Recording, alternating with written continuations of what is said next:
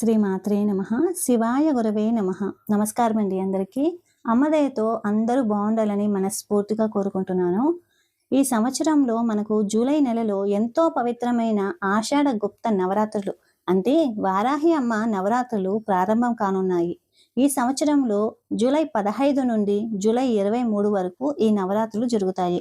మరి ఈ 9 రోజులు దేవి ఉపాసనకు, నామస్మరణకు, ఆత్మ పరిశీలనకు ఎంతో అనుకూలమైనవిగా భావిస్తారు. సాధారణంగా నవరాత్రులలో ఉత్సవాలు, అలంకారాలు, కార్యక్రమాలు ఎక్కువగా కనిపిస్తూ ఉంటాయి. కానీ గుప్త నవరాత్రుల ప్రత్యేకత ఏమిటంటే ఈ రోజుల్లో చేసే ఆరాధన ఎక్కువగా అంతర్ముఖంగానే ఉంటుంది. మన మనసును పరిశీలించడము, మన ఆలోచనలను శుద్ధి చేసుకోవడము, అమ్మవారి స్మరణలో కొంత సమయం గడపడము ఈ రోజుల ప్రధాన ఉద్దేశం అన్నమాట. అందుకే వీటిని గుప్త నవరాత్రులు అని పిలుస్తారు. ఈ రోజుల్లో చాలామంది భక్తులకి ఒక సందేహం ఉంటుంది. అంటే నాకు అమ్మవారి స్తోత్రాలు తెలియవు, అయితే నేను ఈ నవరాత్రులు ఎలా ఆచరించాలి అనేసని. కానీ దీనికి సమాధానము చాలా సులభమండి. భక్తి ఉంటే చాలు. వారాహి అమ్మవారు శ్రీ లలితా పరమేశ్వరి యొక్క శక్తి స్వరూపిణి కాబట్టి మీకు తెలిసిన విధంగా దేవిని ఆరాధించవచ్చు. వారాహి సహస్రనామం తెలియకపోయినా బాధపడాల్సిన అవసరమే లేదు. మీకు తెలిసిన స్తోత్రాన్ని భక్తితో చదవండి. మీకు సాధ్యమైనంత సమయము అమ్మవారి నామస్మరణ చేయండి. అదే గొప్ప సాధన.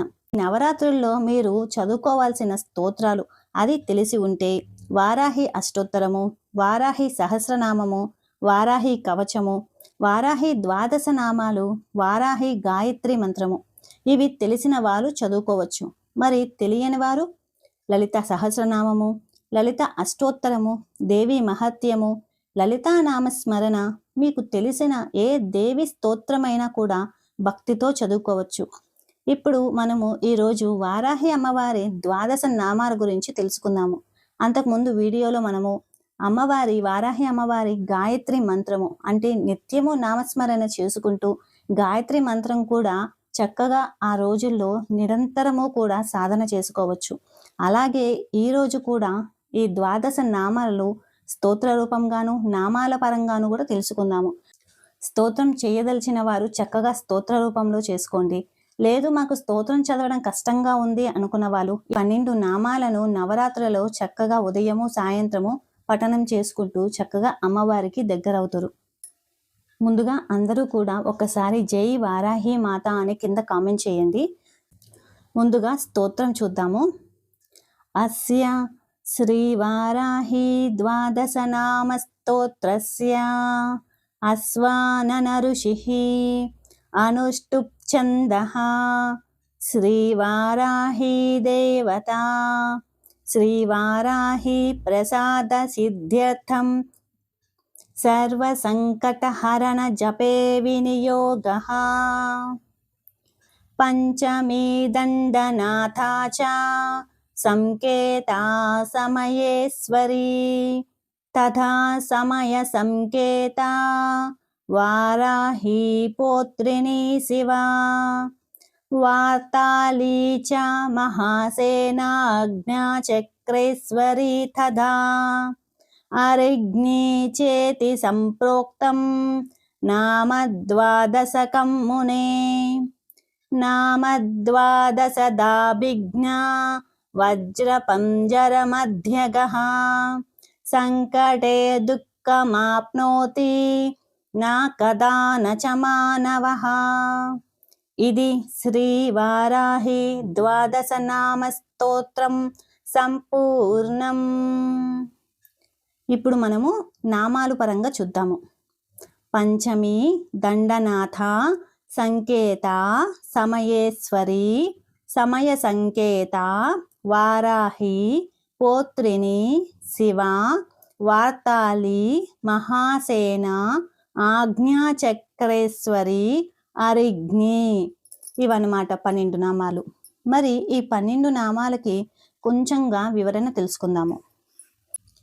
మనకి ఈ నామాలు బ్రహ్మాండ పురాణములోని లలితోపాఖ్యానం ప్రకారము శత్రువుల వ్యూహాలను ఛేదించడానికి ఇంకా సాధకులకు అభయాన్ని ఇవ్వడానికి హయగ్రీవ స్వామి ఈ 12 నామాలను ప్రబోధించారు. మరి ఈ స్తోత్ర ఫలితం ఏమిటంటే వజ్రపంజర రక్షణ, సంకట నివారణ, దేవి ప్రసన్నత అన్నమాట.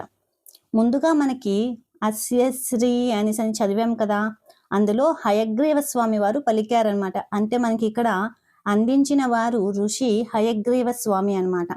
ఓ అగస్త్యముని, ఆ వారాహి దేవి యొక్క 12 నామాలను వినుము.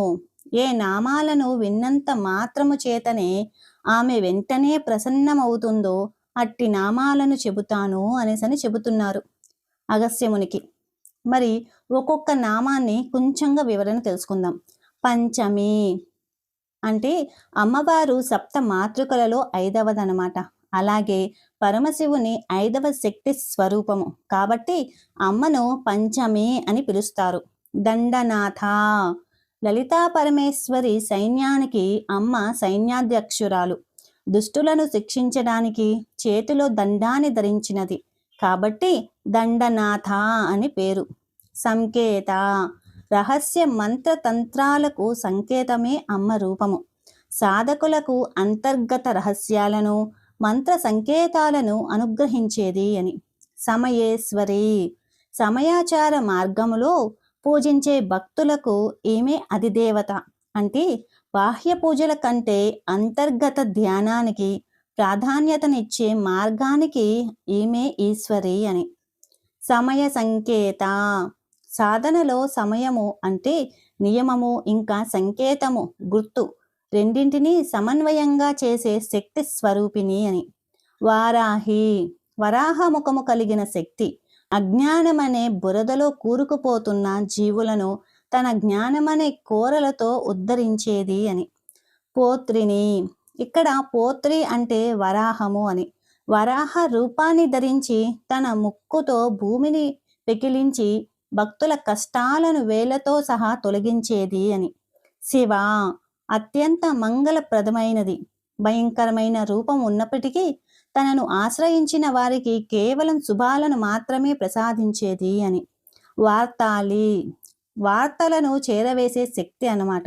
అంటే భక్తుల కోరికలను లలితాదేవికి చేరవేసేది, ఇంకా శత్రువుల గురించి సమాచారాన్ని సాధకులకు అందించేది అని. మహాసేన, అపారమైన సైన్యము కలిగినది. శత్రువుల సైన్యాన్ని ముక్కలు ముక్కలుగా చేయగల మహాశక్తి స్వరూపిణి. ఆజ్ఞాచక్రేశ్వరి, మన శరీరములోని ఆజ్ఞాచక్రము వద్ద అధిష్ఠించి ఉండే దేవి అన్నమాట. సాధకులకు దివ్య దృష్టిని, వివేకాన్ని ప్రసాదిస్తుంది. అరిగ్ని, ఇక్కడ అరి అంటే శత్రువు, జ్ఞి అంటే సంహరించేది అని. అంతఃశత్రువులను అంటే కామ క్రోధాదులను ఇంకా బహిర్శత్రువులను నాశనం చేసేది అనేసి అని చెప్పి. మరి ఇంత గొప్ప నామాలని మనము అమ్మవారి నవరాత్రులలో అమ్మకి ఎంతో ఇష్టమైన 12 నామాలను నిరంతరము కూడా మనము జపం చేసుకుందాము, సాధన చేద్దాము. ఉదయము సాయంత్రము కుదిరితే 3 సార్లు కానివ్వండి, 11 సార్లు కానివ్వండి, చక్కగా మనము సాధన చేద్దాము. ఒకవేళ మీకు స్తోత్రంలో చేయాలి అనిపించినప్పుడు ఆ స్తోత్రాన్ని 3 సార్లు కానీ 11 సార్లు కానీ సాధన చేయండి. అందరము కూడా అమ్మవారి అనుగ్రహానికి పాత్రులవుదాము. ఇప్పుడు ఈ నవరాత్రుల్లో పాటించదగిన కొన్ని సులభ నియమాలు చూద్దాము. ప్రతిరోజు కూడా సాధ్యమైనంత వరకు ఒకే సమయానికి పూజ చేసుకునేలా చూడండి. ఇప్పటి నుండే అది అలవాటు చేసుకుంటూ ఉంటే చాలా మంచిది. అమ్మవారి ముందు దీపం వెలిగించడము, కొన్ని నిమిషాలైనా నిశ్శబ్దంగా కూర్చొని నామస్మరణ చేయడము, మీకు సాధ్యమైతే జపం చేయడము. ఒకవేళ సాధ్యం కాలేదు అంటే చక్కగా అమ్మా అని భక్తితో పిలిచినా సరిపోతుంది. ఇక్కడ భక్తి అనేది ముఖ్యము, విధానాలు తరువాత. పూజ చేసేటప్పుడు ఉని ఆసనం లేదా చాప పైన కూర్చోవడం చాలా మంచిది. ఆవు నెయ్యి లేదా నువ్వుల నూనెతో దీపం వెలిగించవచ్చు. పండ్లు లేదా మీకు సాధ్యమైన నైవేద్యము సమర్పించవచ్చు. ఇంకా నవరాత్రి పూజ ప్రారంభించే ముందు అమ్మవారిని ఇలా ప్రార్థించండి.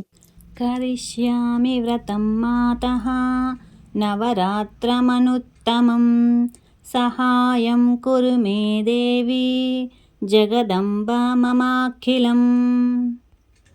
అంటే అమ్మా, నేను నవరాత్రుల పూజ ప్రారంభిస్తున్నాను, చక్కగా నాకు నీ ఆశీర్వాదం ఇవ్వు అనేసి అని చెప్పి. అంటే ఎలాంటి ఆటంకాలు లేకుండా పూర్తయ్యేలాగా నన్ను అనుగ్రహించు తల్లి అనేసి అని చెప్పి. ఈ శ్లోకాన్ని మనము మొదటి రోజు, నవరాత్రులలో మొదటి రోజు చెప్పుకుంటే చాలు. ఈ 9 రోజులు కూడా పెద్ద పెద్ద నియమాలు పాటించకపోయినా బాధపడకండి. రోజుకు 5 నిమిషాలైనా సరే అమ్మవారిని స్మరించండి. ఒక్క శ్లోకమైనా చదవండి. ఒక్కసారి అయినా నామస్మరణ చేయండి. అమ్మవారు భక్తిని మాత్రమే చూస్తారు.